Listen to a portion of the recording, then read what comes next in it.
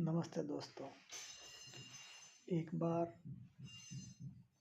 एक क्लास के अंदर एक लड़के की घड़ी खो गई थी। तो लड़के ने टीचर से बोला कि मेरी घड़ी सर बहुत महंगी घड़ी है, मुझे मेरे पापा ने मेरे बर्थडे पे गिफ्ट दी थी और मेरी घड़ी खो गई है।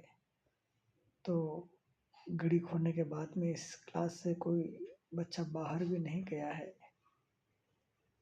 तो टीचर कहते हैं ठीक है, और क्लास के अंदर सभी बच्चों को बोलते हैं कि आप अपनी आँखों को बंद कर दें, और सभी बच्चों ने ऐसे ही किया।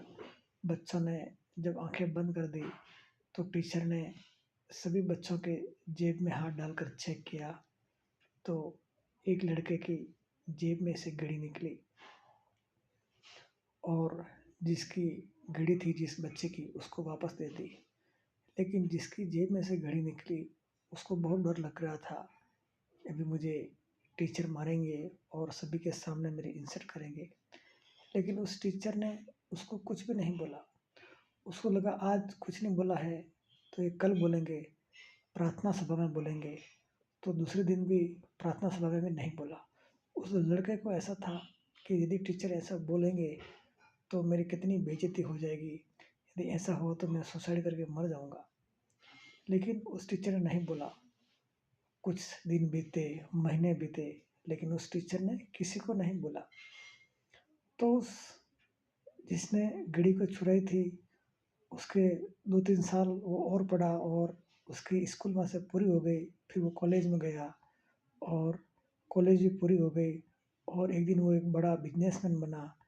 तो एक समय उसने खाने पर सभी को बुलाया, अपने स्कूल के टीचरों को भी बुलाया, और उस टीचर का स्वागत किया कि सर मैं आपकी वजह से आज ज़िंदा हूँ और ये मुकाम पर पहुँचा हूँ।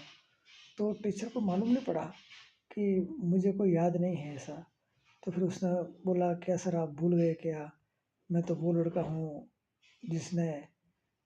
जिसके जेब से आपने घड़ी निकाली थी। तो टीचर ने कहा नहीं, मुझे तो मालूम भी नहीं थे, क्योंकि मैंने तुम्हारे जेब में से घड़ी निकाली तो मैंने भी मेरी आंखें बंद कर दी थी, क्योंकि मुझे लग रहा था यदि मेरी आंखें खुली रखूँगा तो मैं तुमको जो ज्ञान देना चाहता हूँ वो फिर नहीं दे पाऊँगा, और मेरे हमेशा मेरे मन में ऐसा रहेगा कि ये तो चोर है, ये तो चोर है, इसने घड़ी चुराई। इसलिए हमको भी इससे कुछ शिक्षा लेनी चाहिए। थैंक